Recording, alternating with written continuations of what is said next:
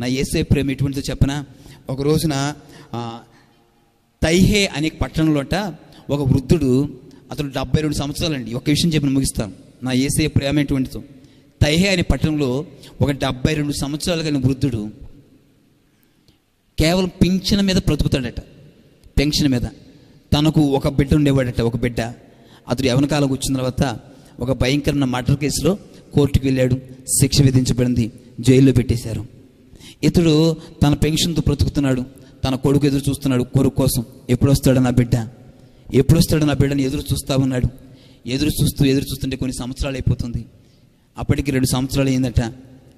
నా కొడుకు చూడాలనిపిస్తుంది అని చెప్పి పింఛన్ వచ్చిన తర్వాత ట్రైన్ టికెట్ స్టేషన్కి వెళ్ళి ట్రైన్ టికెట్ తీసుకొని పర్సులో పెట్టుకుని ట్రైన్ దగ్గర నిలబెట్టాడు.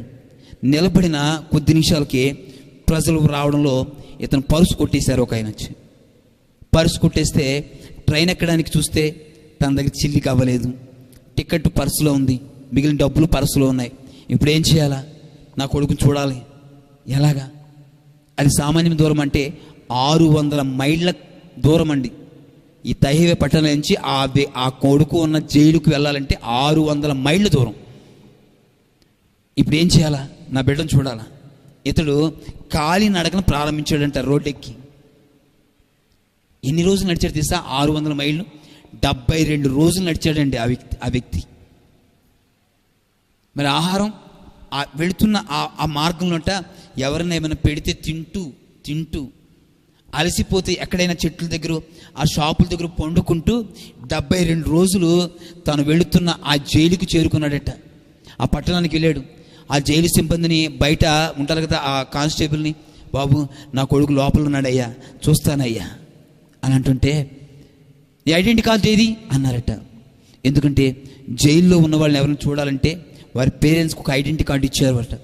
అయ్యా నా కొడుకు వస్తా ఉన్నప్పుడు నా పర్సులో ఆ ఐడెంటిటీ కార్డు ఉంది, పోయిందయ్యా, నా కొడుకు పేరు ఇదయ్యా, నా బిడ్డ లోపల ఉన్నాడయ్యా అని చెప్తే ఈ ముసలాయన అప్పటికే ఈ 72 రోజుల ఈ ప్రయాణానికి బట్టలన్నీ మార్చిపోయాయంట. దుమ్ము పట్టేసి ఉన్నాయి, గడ్డం పెరిగిపోయి, జుట్టు చెరిగిపోయి పిచ్చివాళ్లాగా ఉన్నాడట. కానీ ఆ బయట ఉన్న జైలు సిబ్బంది జాలిపడి సరే రా అని చెప్పి ఈ వ్యక్తిని లోపలికి తీసుకువెళ్ళి ఆ యొక్క చెరసాల దగ్గర బయటకు నుంచో పెడితే లోపల నుంచి ఆ బిడ్డను పిలిచారట. లోపల నుంచి కొడుకు వచ్చాడు. రే నాన్న ఎలా ఉన్నావురా, బాగున్నావా, చాలా రోజులు అయిపోయింది చూసిరా, నాన్న ఇంత నీరసంగా ఉన్నావు నాన్న, ఏంటి ఇంత బలహీనమైపోయి ఇంత బట్టలు మార్చి పాడైపోయినట్టు నాన్న అని అడుగుతుంటే, నాన్న వచ్చే దారిలో ఇలా జరిగిందా. నాన్న ఎలా వచ్చావు నువ్వు? నాన్న నీ కొరకు శ్రమ అనుకోలేదురా, నడుచుకుంటూ వచ్చానురా. ఏంటి నాన్న 600 మైళ్ళ దూరాన్ని నడుచుకుంటూ వచ్చావా? ఏంటి నాన్న ఇదని ఏడుస్తున్నాడంట ఆ బిడ్డ. ఏడుస్తుంటే ఆ కానిస్టేబుల్ వచ్చి, నాన్న అయ్యగారు, తాతయ్య గారు టైం అయిపోయిందని చెప్పి ఆ బయటికి తీసుకొచ్చిన తర్వాత ఆ ముసలాయన ఒకసారి కూర్చోబెట్టి, ఎవయా పెద్దయినా ఎక్కడి నుంచి వచ్చావు నువ్వు, ఏంటి బట్టలేంటి, పరిస్థితి ఏంటి అని అంటుంటే, అయ్యా అతను అందులో ఉన్నవాడు నా బిడ్డ అయ్యా అన్నాడట. ఈ జైల్లో ఈ పోలీసుడు మరలా బిడ్డ దగ్గరికి వెళ్ళి, మీ నాన్నగారేనా అని అడిగాడంట. అడిగితే అన్నాడట, అయ్యా నాకు 10 సంవత్సరాల వయసులోనే నా తల్లిదండ్రులు చచ్చిపోయారు. ఈయన కన్న కొడుకులా నన్ను ప్రేమించాడు. కన్న కొడుకులా ప్రేమించి నాకు అన్నీ సమకూర్చి అన్నీ ఇచ్చాడు.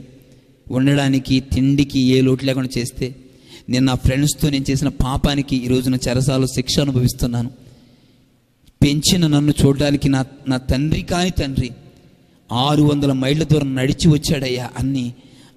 ఆ బిడ్డ ఆ జైలు అధికారితో చెప్పగానే వెంటనే ఆ జైల్లో ఉన్న ఆ కానిస్టేబుల్స్ అందరూ కూడా వెంటనే ఆ పెద్ద ఆయన దగ్గరికి వెళ్ళి, అయ్యా ఎలా వచ్చావు నువ్వు అంటే, అయ్యా నడుచుకుంటూ వచ్చాను. ఎందుకయ్యా, నీ కొడుకు కాదుగా. అయ్యా పెంచుకున్నవాడైనా నా కొడుకుగానే పెంచుకున్నానయ్యా. నా కడుపును పుట్టకపోయినా నా కొడుకులాగా పెంచుకున్నానయ్యా. విడిచిపెట్టడానికి నువ్వు ఒప్పుకోలేదయ్యా. అందుకే నా బిడ్డ కోసం ఇంత శ్రమపడి, నాన్న ఈ జైల్లోనైనా నీవు మారు మనసు పొందరా, త్వరగా విడుదల చేస్తారని చెప్పడానికి వచ్చానయ్యా. ఏం చెప్పడానికి వచ్చాడట? ఈ జైల్లోనైనా నువ్వు జాగ్రత్తగా ఉంటే నీ మంచితనం త్వరగా విడుదల చేస్తారని చెప్పడానికి వచ్చానయ్యా. ఏమైంది, నీ డబ్బులు లేకుండా ఎలా అయిందంటే, అయ్యా నా పర్సు ఒకరు కొట్టేశారయ్యా అనగానే ఆ జైల్లో అక్కడ వింటున్న కానిస్టేబుల్ అందరూ కళ్ళంటే నీళ్లు పెట్టుకొని, ఏంటి ఇంత ప్రేమ ఈ పెద్ద ఆయనకి, ఈ ముసలాయనకి, తండ్రి కాని తండ్రికి ఇంత ప్రేమ ఏంటి అని చెప్పి అందరూ కాస్త భోజనం పెట్టి కొంత డబ్బులు ఇచ్చి ఇక పెద్ద అని చెప్పి ఆయన తీసుకెళ్ళి రైల్వే స్టేషన్ తీసుకెళ్ళి ట్రైన్ టిక్కెట్ కొని ఎక్కించి పంపించారంటండి. ఎందుకు ఈ సాక్ష్యాన్ని చెప్తున్నానో తెలిసిన, తండ్రి కాని తండ్రిగా ఆ పెద్ద ఆయనకి అంత ప్రేమ ఉంటే నేను అంటున్నాను, నా యేసయ్యకు, మన యేసయ్యకు మనమంటే ఇంకెంత ప్రేమ ఉందో తెలుసా? అసలు కొన్ని సంవత్సరాల బంధములోనే ఆ పెద్ద ఆయన అంత దూరం నడుచుకుంటూ వచ్చాడే. నేనంటాను, జగత్ పునాది వేయబడక ముందే నిన్ను నన్ను ఎరిగి, వింటున్నారా, ప్రాణం పెట్టి రక్తాన్ని కార్చి థు అని ఉమ్మేస్తున్నా సరే మొక్కమ్మ మీద తుడుచుకున్న అంతటి కరుణ కలిగిన యేసయ్య నీ మీద ఎంత ప్రేమ చూపుతుంటే ఈ ప్రేమని గుర్తించట్లేదా? ఆయనకు దూరం అయిపోతున్నప్పుడు ఆయన ప్రేమని జ్ఞాపకం రావట్లేదా? పాపం ప్రేరేపిస్తున్నప్పుడు ఆ పరిశుద్ధుని జ్ఞాపకం రావట్లేదా? అంత ప్రేమ. నీ ఇంట పుట్టినవారు ఒక ప్రేమ చూపారా?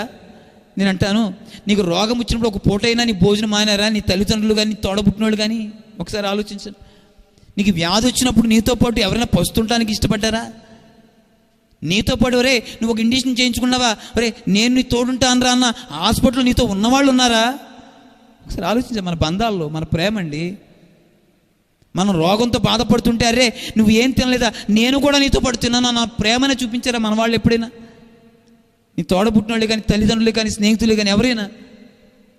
కానీ నా యేసు ఏం చేస్తా, పాపానికి, కేవలం మన క్రియల్లో జరిగిన పాపానికి ఆ నిత్యరాజ్యం పోగొట్టుకోకూడదని దాని క్రయధనాన్ని తన ప్రాణమును పెట్టాడండి.